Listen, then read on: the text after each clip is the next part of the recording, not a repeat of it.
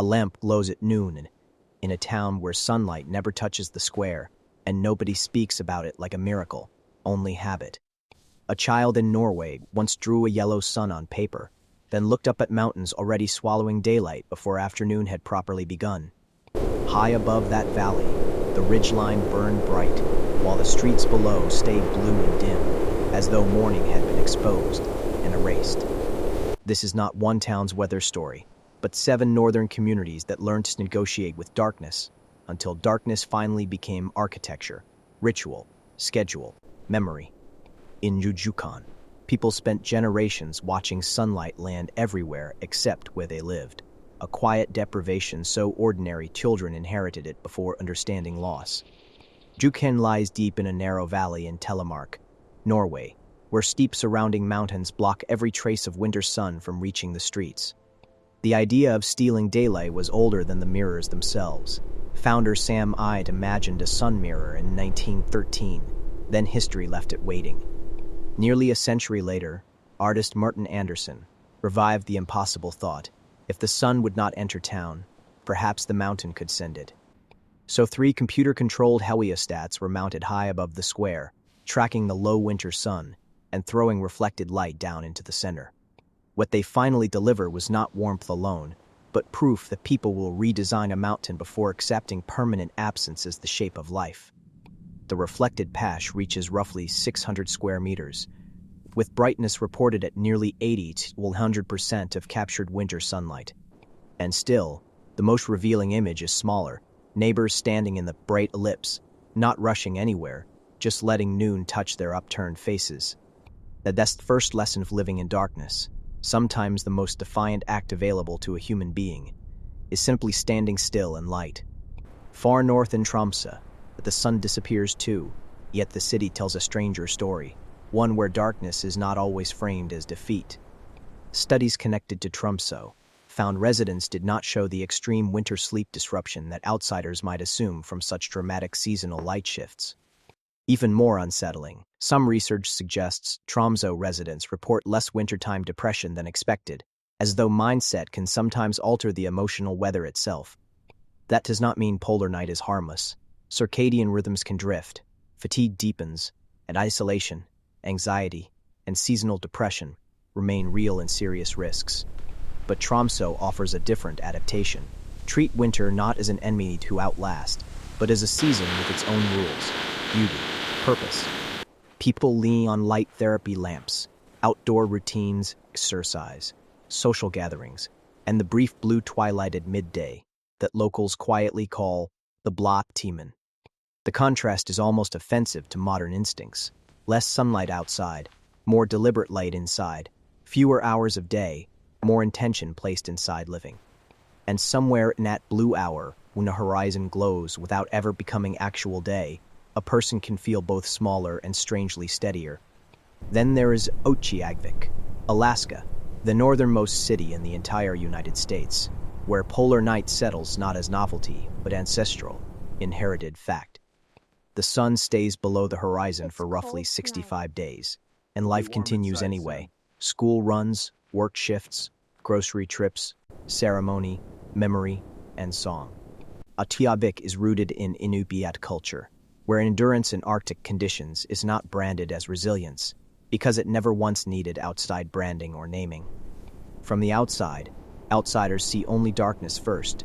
From inside, the community sees relationship, to sea ice, to hunting season, to inherited ancient knowledge.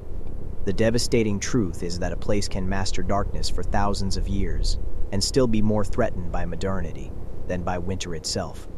That sentence is worth sitting inside for a moment, because it names something the modern world has still not found the courage to fully answer. Longyearbyen in Svalbard pushes the idea further, because here the dark season stretches for months, with true polar night lasting from November to late January. Yet even there, residents describe the season not as pure blackness, but as a softened world of twilight glow, horizon color, and suspended still time. The community quiets, routines contract, and people speak of coziness and a kind of hibernation, as if absent sun invites a different human metabolism. This is the part most viewers resist. Darkness is not always empty. Sometimes it is a container, stripping everything down to warmth, company, and attention. At 2 in the afternoon, when your body insists it should be day, and the sky refuses, you learn how fragile certainty always was.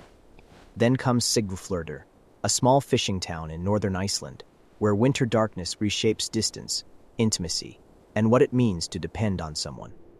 It is remote, ringed by steep mountains and cold sea, once cut off so easily that weather and blocked roads turned isolation into sudden fact. But small places answer darkness with social closeness, vibrant community life, old fishing town identity, and collective memory become living, breathing forms of illumination themselves. The last boat of the season leaving Siglufjörður harbor carries something that has no name in English, feeling that the world has closed inward, and inward is not always bad. Inward is where the fire is. Inward is where the stories finally get told without the noise of outside. Now go further east, past any place most maps bother naming carefully, to Yakutsk, Russia, one of the coldest permanently inhabited cities on this earth. Winter temperatures in Yakutsk regularly fall to -40, -50, and beyond, turning air itself into something that punishes exposed skin within brief seconds. Here polar night arrives not alone, but accompanied by cold so absolute it changes the physics of daily life in ways that defy easy description. Eyelashes freeze on the walk to a car. Engines must never be turned fully off. Breath becomes a visible, crystallizing cloud that follows every step.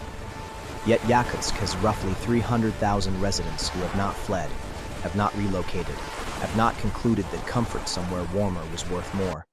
They have instead built the world's most elaborate relationship with extreme cold, developing clothing technology, architecture, urban heating systems, and a cultural pride in surviving it. Local Yakut identity is inseparable from endurance, not the grim, reluctant kind, but the kind worn openly as proof of something worth passing down. Children here learn before they are old enough to question it, that the cold is not the absence of warmth, but the presence of something else entirely. In the markets of Yakutsk, vendors sell frozen fish, frozen milk, frozen meat outdoors in open air, because refrigeration would actually be redundant in January. That image, a market working with the cold rather than against it, is one of the quietest and most complete arguments against the modern default of control. Finally, on the western coast of Greenland, the town of Ilulissat sits at the edge of one of the world's most active and ancient glaciers. Polar night here brings darkness, yes, but also a visual phenomenon that no artificial light can rival, the aurora borealis, filling the entire winter sky. The Kalaallit people of Greenland have lived inside these rhythms of light and darkness for thousands of years, building spiritual frameworks where night carries meaning. The aurora was never only beautiful to them, it was ancestral, communicative, a movement of energies in the sky that carried messages, warnings, and memory. And here the modern world's instinct to photograph everything rather than simply witness it becomes its own kind of quiet poverty, visible only to those watching. Ilulissat sits at the edge of Ilulissat Ice Fjord, a UNESCO World Heritage Site, designated in 2004, where glaciers carve icebergs into the sea with sounds like distant thunder. In winter, those sounds continue in darkness, and residents know them by ear, as one knows a neighbor's footstep on a familiar staircase at night. That detail, knowing a glacier by sound before you ever see it, is the kind of intimacy with a place that a lifetime of comfort erases. Across all 7 places now, Rjukan, Tromsø, Utqiagvik, Longyearbyen, Siglufjörður, Yakutsk, and Ilulissat, the same pattern assembles itself slowly, line by careful line. None of these communities conquered darkness by eliminating it. They survived it by building meaning inside it, not in spite of it, but through it. Rjukan built mirrors, Tromsø built mindset, Utqiagvik built ceremony, Longyearbyen built coziness, Siglufjörður built closeness, Yakutsk built pride, Ilulissat built relationship with the sky itself. Each solution is different in form and identical in structure. The answer to absence was never more light, but always more intention placed inside the dark. So when the mirrors flash and the lamps hum, when the blue hour fades and the last street goes quiet under a sky full of stars, ask yourself this, honestly, the way only darkness forces you to be honest. When did you last sit with difficulty long enough to learn something? Not scroll past it, not medicate it, not flood it with noise and distraction, and the relentless manufactured brightness of a screen held close to your face. These 7 towns did not choose darkness, but they chose what to do inside it, and that choice is the only one that has ever mattered. The question they leave you with is not about polar night at all. It is simply this: what have you been keeping the lights on to avoid?